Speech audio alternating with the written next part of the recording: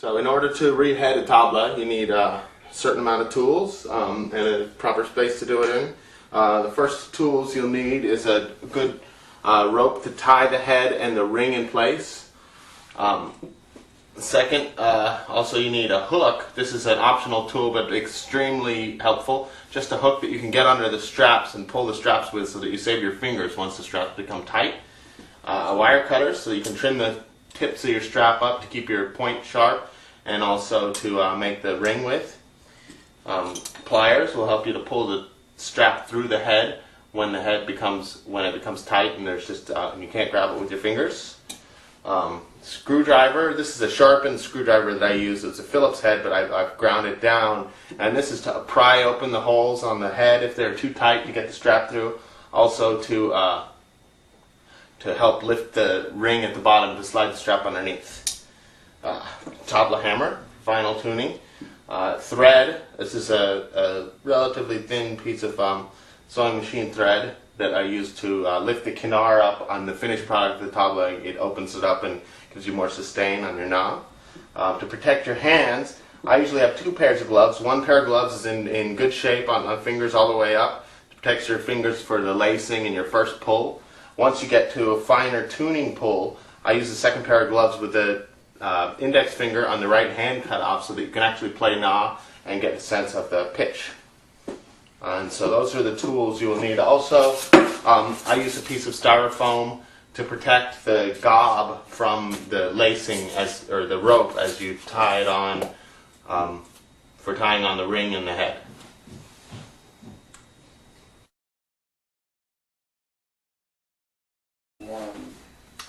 There's two major styles of shell that you would use that you'll find in tabla. This is first style is a Bombay style. This is a heavy rosewood, dark rosewood piece of wood. Has a little sapwood on the outside, but it's not into the chamber, so it's not a big deal. This is actually a really nice piece of wood.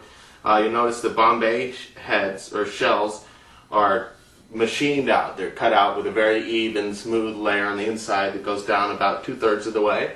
When you're checking your shell, you want to make sure there's no cracks that run up into the chamber on the inside. So if you look at it, you shouldn't be able to see daylight from the inside of the shell.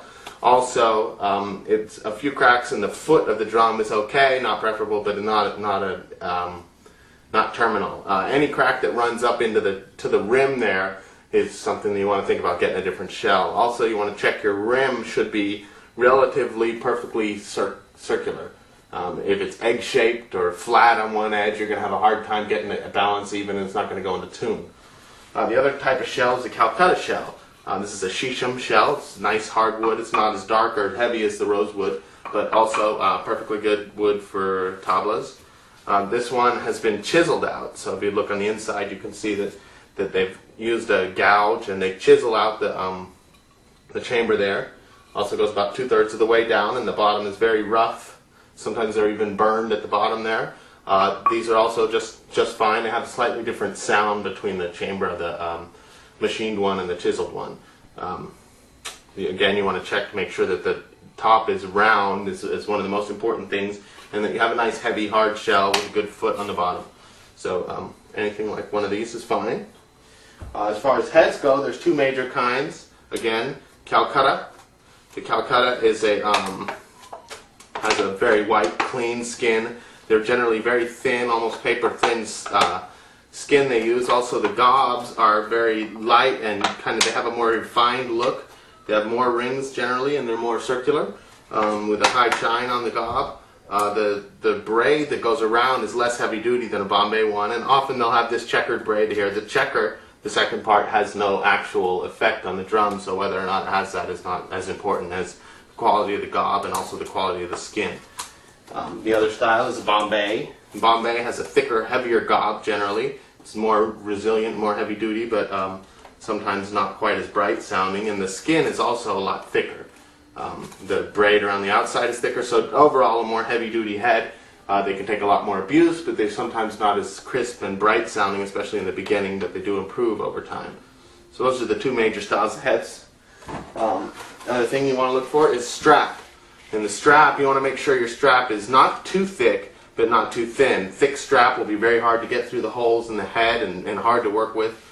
thin strap will stretch out a lot and break as you get it up to tension. So you want to have a relatively even thickness. The length of the strap that you need is at least 35 feet.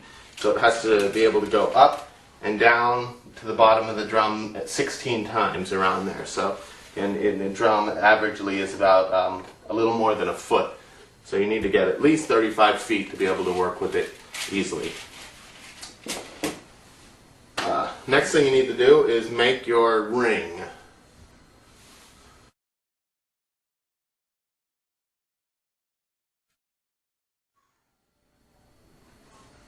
Okay, next thing we need to do is make the ring, or the gudry. This is for the bottom of the shell. You want to make sure you have enough strap to wrap around the foot 3 times and enough left over to tie a knot. This will be plenty. Don't cut this off of your 35 feet. This needs to be an extra strap. First thing you want to do is fold over about 1.5 inches at the outside of one of them, one edge. With your wire cutters, cut a slit into the fold and go in about 3/4 of an inch. That'll give you 1.5 inches total opening. Then take your other end and lace it through your opening. You want to put that through 3 times.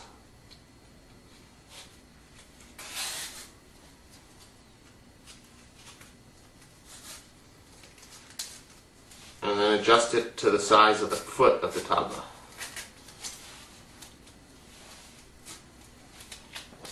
The fit you want, this is too big.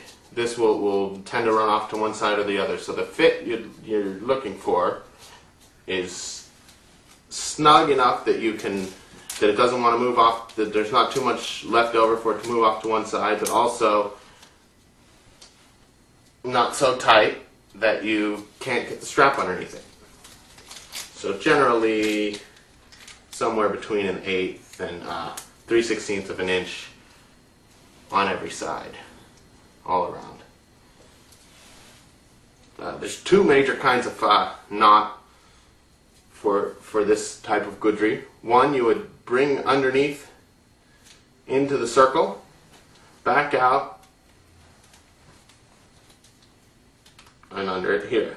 This leaves kind of a large knot there, which is kind of a pain to get your straps to be even over. So I actually prefer, if the strap is strong enough, to use another method, which is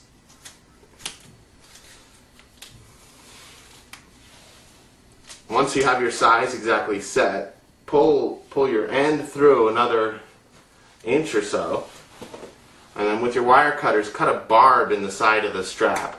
And don't cut more than halfway through the width of the strap. Send that back about 3/4 of an inch.